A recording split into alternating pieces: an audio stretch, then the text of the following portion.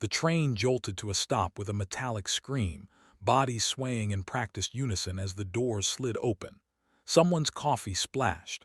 A phone clattered to the floor. The air smelled like wet coats, old metal, and impatience. Lena's knees burned as she shifted in the narrow plastic seat, her backpack wedged between her ankles. She had been awake for 19 hours. The ache in her calves felt like a low fire that wouldn't go out. When the doors opened again, an elderly man stepped inside. He moved carefully as if each step required permission from his joints. One hand clutched a scuffed leather briefcase, the other trembled on the pole. He scanned the car, faces down, headphones in, eyes trained anywhere but him. The train lurched forward. His shoulder bumped the glass. He steadied himself, jaw tightening. Lena felt the moment before she understood it. The familiar calculation rose in her chest. How far was her stop? How badly did she need this seat? How much would it cost her to stand? She thought of her shift later, the boxes she would lift, the stairs she would climb at home. She told herself to wait. Someone else would do it. No one did. She stood. "Sir," she said softly, touching his sleeve. "Please." He looked at her as if she had spoken his name. Surprise flickered, then relief. He sat with care, exhaling like air released from a tire. "Thank you," he said, voice thin but steady. He met her eyes and smiled, a smile that carried a lifetime in it. Lena gripped the pole as the train rattled on, the pain blooming up her legs. The old man asked her name, asked where she was going. She answered politely, already drifting back to lists and deadlines. When he rose to get off, he pressed a folded note into her palm. "Kindness," he said, "has a way of circling back." She didn't open it. She tucked it away and forgot about it. She couldn't know that the man she had helped chaired a board that decided fates, that his name could move doors with a whisper. She couldn't know that from the seat she gave up, a life would tilt. Before we continue, if stories like this matter to you, please consider subscribing.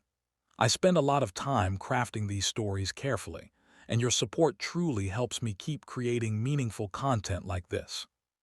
Have you ever helped someone when it actually cost you something? Tell us in the comments. Lena's mornings began before the sun remembered itself. The alarm on her phone buzzed at 4:45 a.m., a cracked screen glowing with a reminder she never snoozed. She would lie still for a count of 10, listening to the house breathe. The old radiator knocked in the walls. A car passed outside.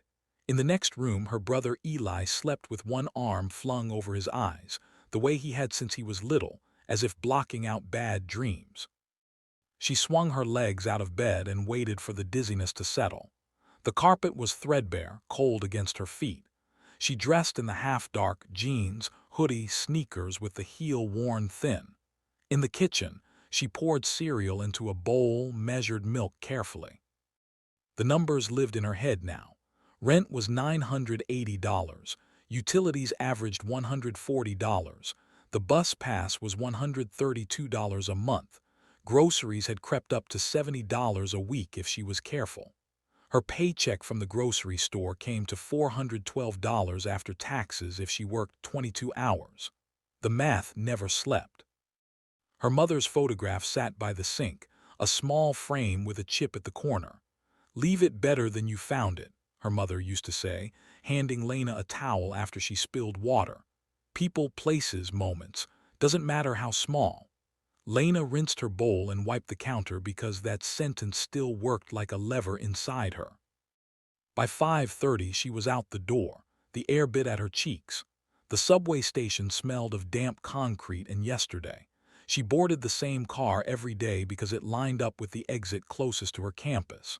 Community college wasn't glamorous, but it was $146 per credit hour, and she had mapped a path through it like a maze.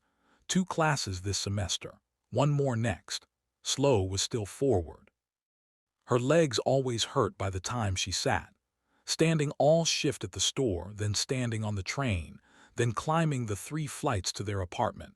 It layered pain until it felt normal. She ignored it the way you ignore a ticking clock. After class, she went straight to work. The grocery store fluorescents flattened time. She stocked shelves, counted cans, smiled at customers who asked her where the bread was as if it were a secret. She lifted boxes that weighed 40 pounds and thought about her mother's hands, how they had cracked in winter, how they had held Lena's face when she cried. At 8:30 p.m., she clocked out and bought the dented produce with the discount, apples with soft spots, a loaf of bread on clearance. At home, Eli waited at the table with homework spread out like a challenge.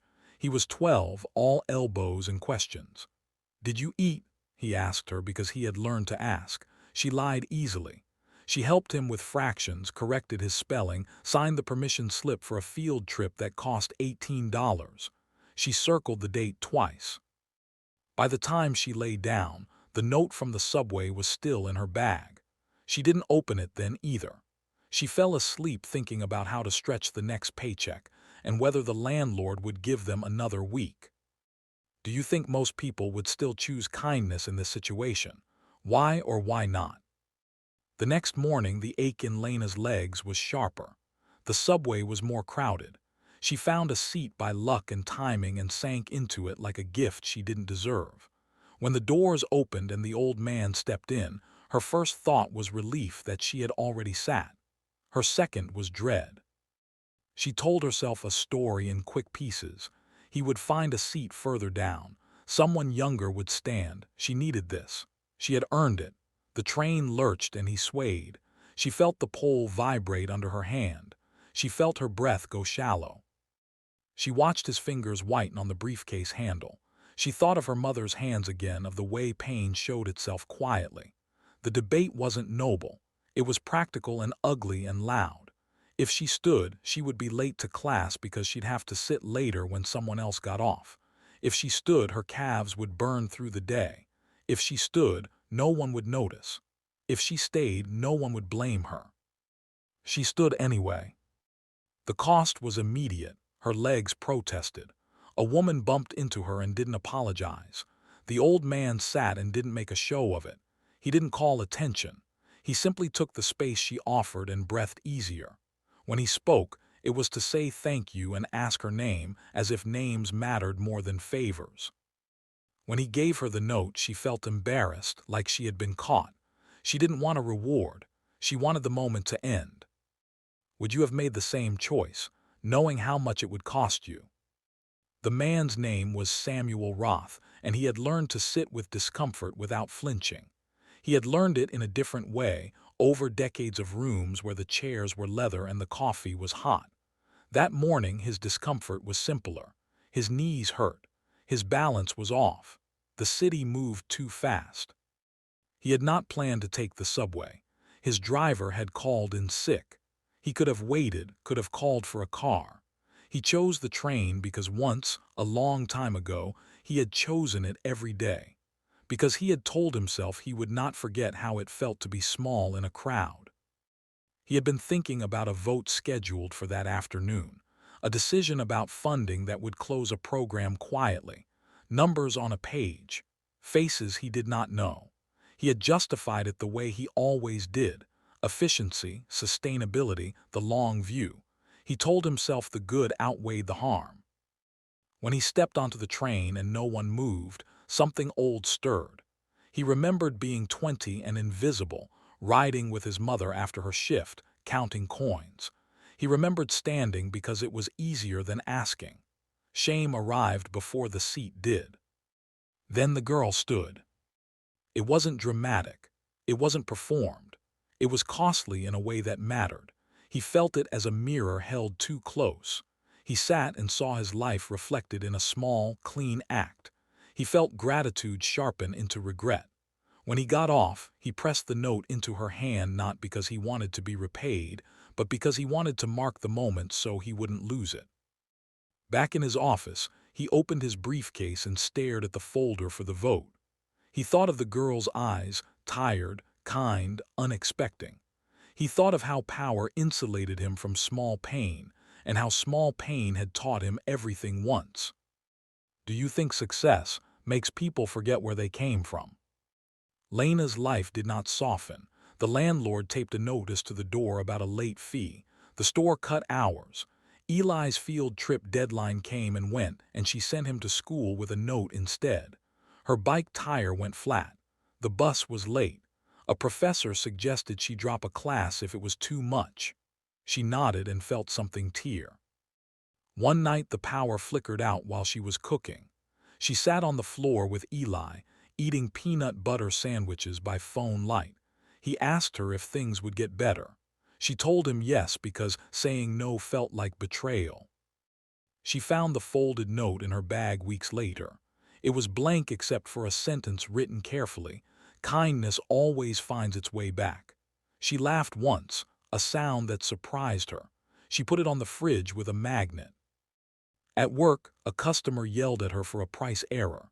She apologized. She lifted boxes with shaking arms. She went to class and failed a quiz she had studied for at 2 a.m. She cried in the bathroom and washed her face and went back out. Why do you think life often gets harder for good people? Samuel did not call the girl. He did not ask for her name again. He called his assistant and asked for data quietly. He asked about transit-adjacent scholarships, about partnerships with community colleges, about funding structures that didn't humiliate. He shifted votes.